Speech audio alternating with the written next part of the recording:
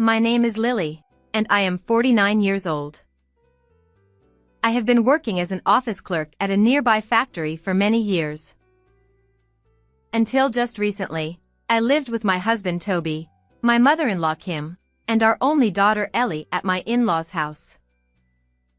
My married life lasted for 28 years, which I think is quite a long time.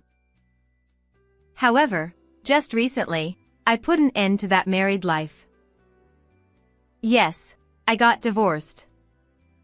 It's what they call a late-life divorce.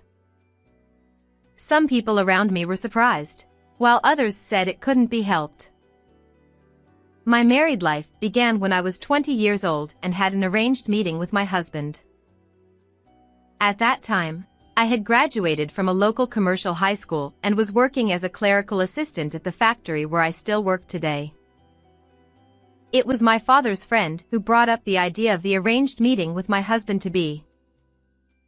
We have a son around your age in our family. Would you like to meet him? He works as a civil servant at the city hall. My mother supported the idea, saying, "A civil servant for a husband? That's a great opportunity for you. Please consider it." My then-husband gave off the impression of being serious and somewhat nervous. "Nice to meet you. I'm Toby."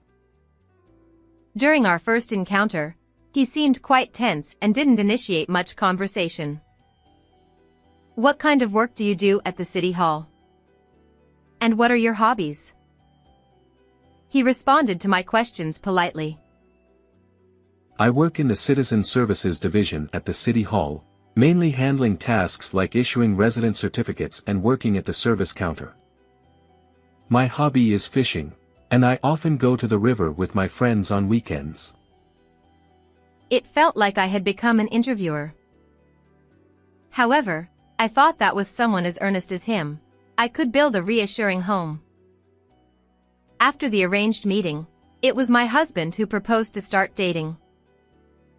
During our courtship, he remained as serious and quiet as ever. However, gradually he began to talk a bit about his hobby of fishing, and I thought maybe he was slowly opening up to me. About a year after the arranged meeting, we got married.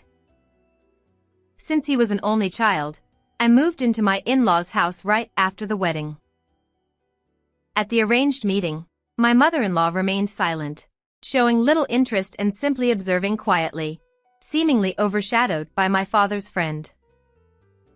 And because we hardly had any chances to meet during our courtship, I didn't know much about her. I assumed she might be as earnest as my husband. But that was a big mistake. My mother-in-law turned out to be a person full of problems.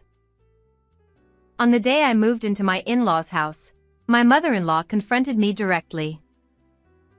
"Now that you're married into this family, you must serve both me, your mother-in-law, and your husband, Toby, diligently. Backtalk will not be tolerated," she said. I was taken aback by her sudden arrogance, but I replied in confusion. "I may be inexperienced, but please treat me kindly." And then, from the next morning, my life changed completely. I was awakened at 4 a.m. to clean the house, prepare breakfast, and make my husband's lunch. Of course, I wasn't allowed to sit and eat breakfast. My mother-in-law said, "A daughter-in-law should eat standing up in the kitchen." So, I stood in a corner of the kitchen and ate my breakfast. Naturally, I was responsible for all the cleaning up as well. What surprised me was that my mother-in-law was helping my husband with his morning preparations entirely. She would wake him up, bring a basin of water to his bedside, and say, "Wash your face with this and wake up." Furthermore, she would also choose and dress him in his outfit for the day. Watching my husband, dressed in the clothes she had picked out, my mother-in-law would smile with satisfaction, and my husband had a look on his face as if to say it was only natural. In addition, when I saw my husband being helped into his shoes before leaving for work, I was left speechless. I couldn't help but wonder if it was necessary for her to go that far. However, my mother-in-law, with hostility plain to see, said, I'll take care of my child. So stay away. My husband seemed to think it was only natural for his mother to take care of him. He didn't utter a word of thanks to his mother, making me wonder if he had no gratitude towards his own mother. But more than that, my mother-in-law's actions were shocking, and I realized that the future ahead would not be bright.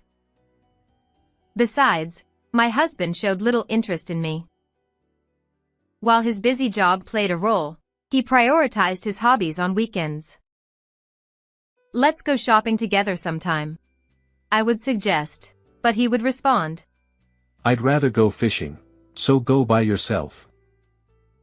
Even when I persisted, saying, I want to go with you, he would coldly brush me off, saying, There's no need for that. The only occasions he would accompany me were those where it would be awkward if we didn't attend together, such as family gatherings or weddings and funerals of relatives or friends. I asked him, Why did you marry me? Relatives around me were saying you're getting to that age where you should get married. But I didn't want to bother finding a partner myself, and a marriage proposal came along, so I married you. He said such things outright. What's that supposed to mean? You didn't like me? Not particularly. I neither like nor dislike you. Those words shattered me, and I broke down in tears.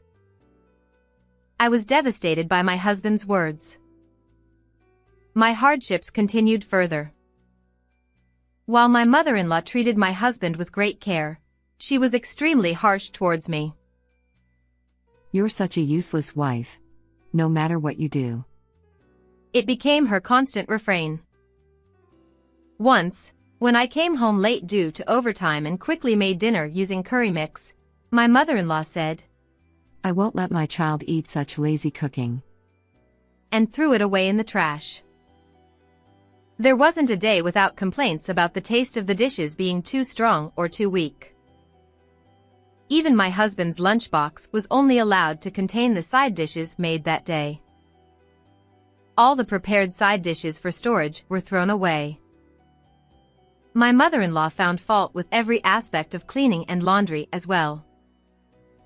She ordered me to polish the entrance floor every day, and just after I had finished, she would stomp on it with her dirty muddy shoes, saying, It's still dirty.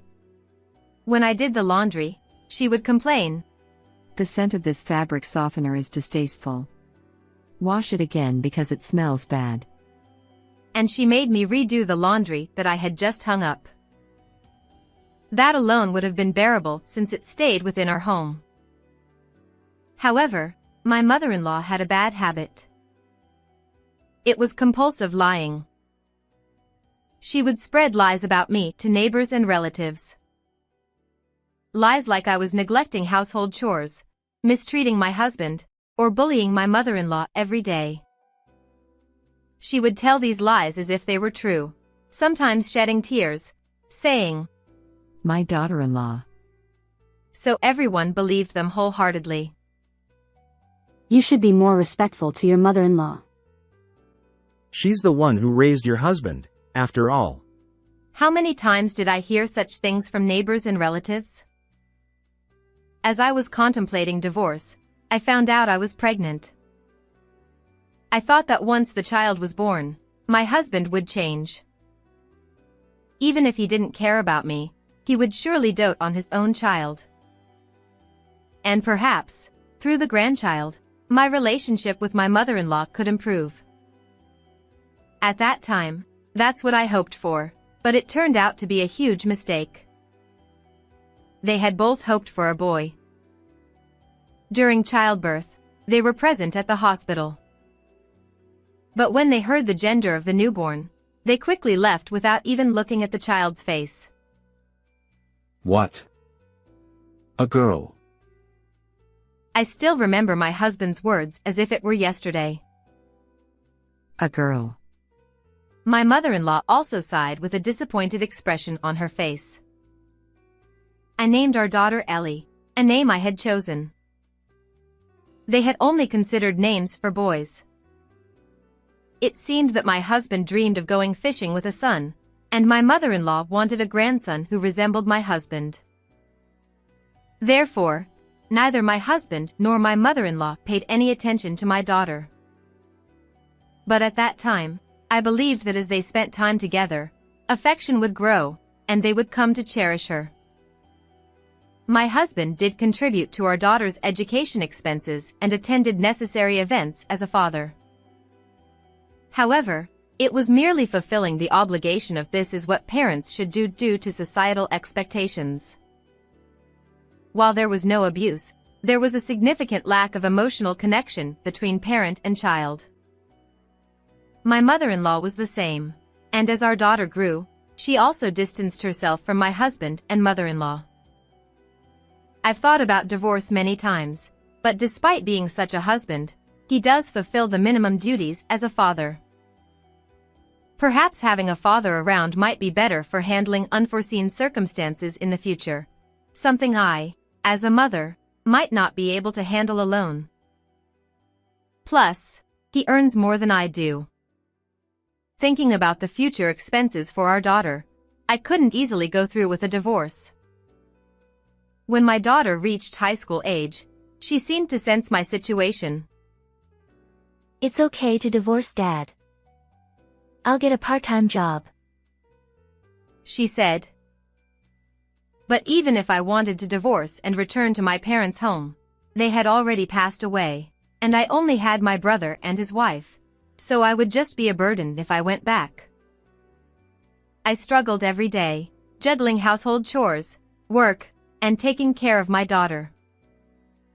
However, the event that finally put an end to that life happened when my daughter became an adult and started working. It all started with my mother-in-law's hospitalization.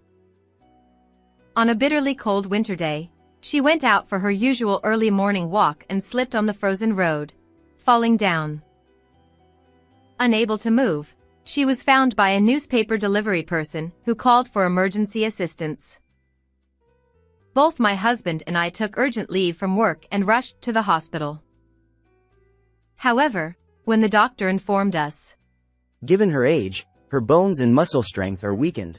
Even if she recovers, it's uncertain whether she'll regain full mobility. My husband, indifferent, simply responded with, Oh, I see. And then he said, Please discuss the rest with my wife. I was left to handle everything. My husband didn't even visit my mother-in-law at the hospital. On weekends, he continued to indulge in his hobby of fishing as usual. Every day after work, I would stop by her hospital room, bringing her laundry and taking care of her needs. However, my mother-in-law complained to the attending nurses. My daughter-in-law is really thoughtless and unhelpful. It's troubling. The nurses tried to reassure her. Having someone visit every day is wonderful. You have a good daughter-in-law. But my mother-in-law continued with her complaints. That woman only puts on a good face in front of others.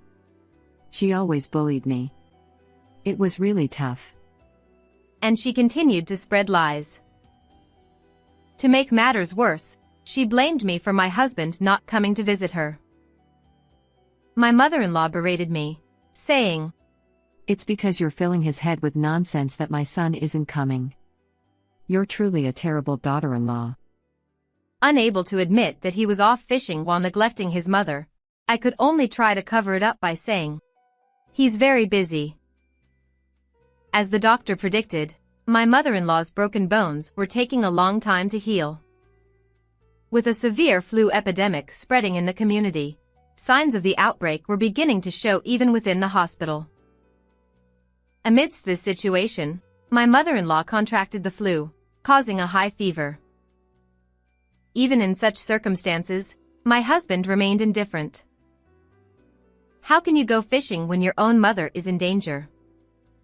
Show some concern for your mother. I admonished him. But my husband replied, I told you to handle it. And continued going fishing. I couldn't help but deeply despise him for his heartlessness, despite how well my mother-in-law had treated him. And then, an incident occurred that made me completely fed up with my husband.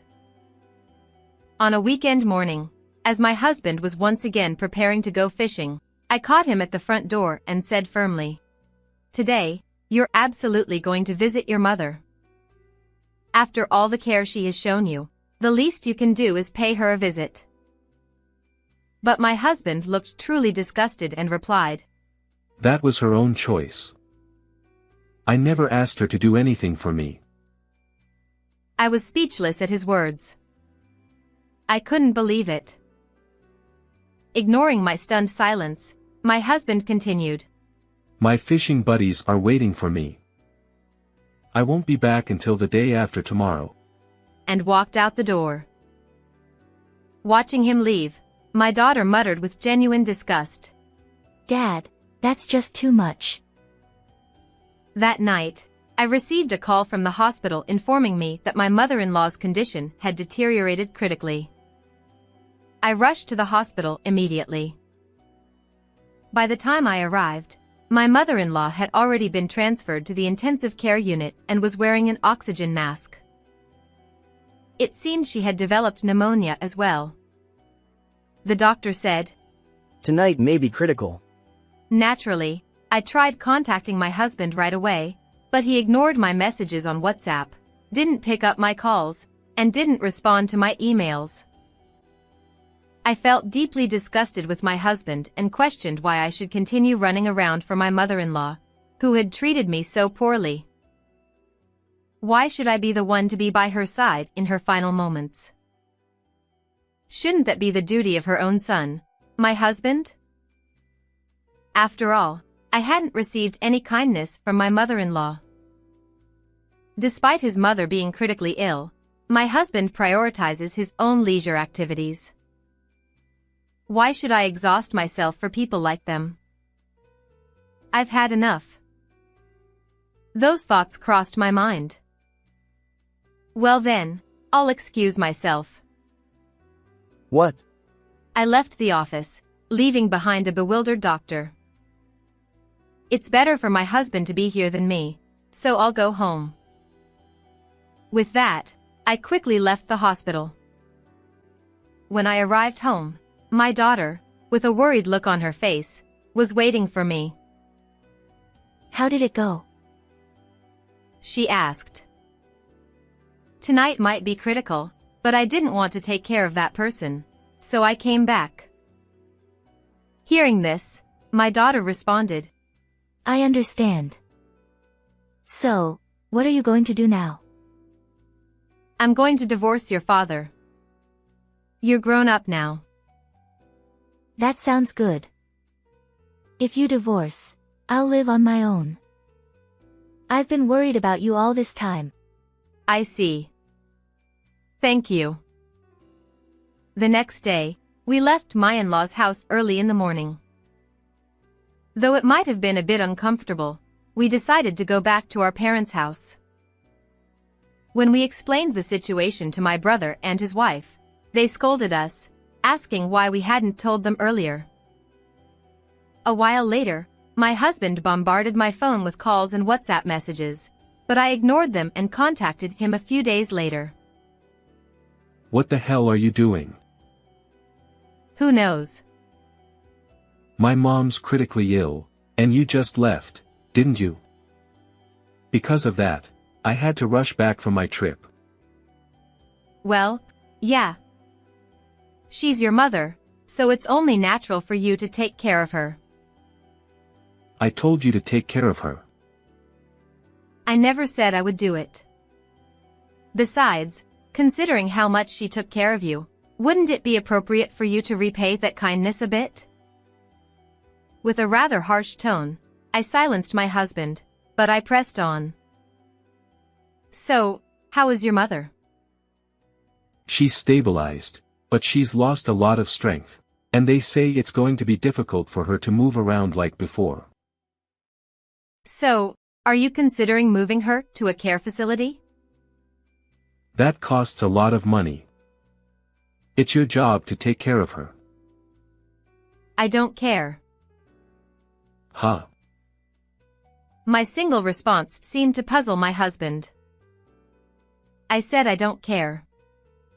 I don't want to be married to someone who is indifferent when others are in trouble. And I have no intention of taking care of a deceitful mother-in-law like yours. So, are you saying you want a divorce? That's right. I'm divorcing you. Ellie agrees with me. Is she really going to abandon her grandmother and father? Huh? You two have been indifferent to Ellie all this time.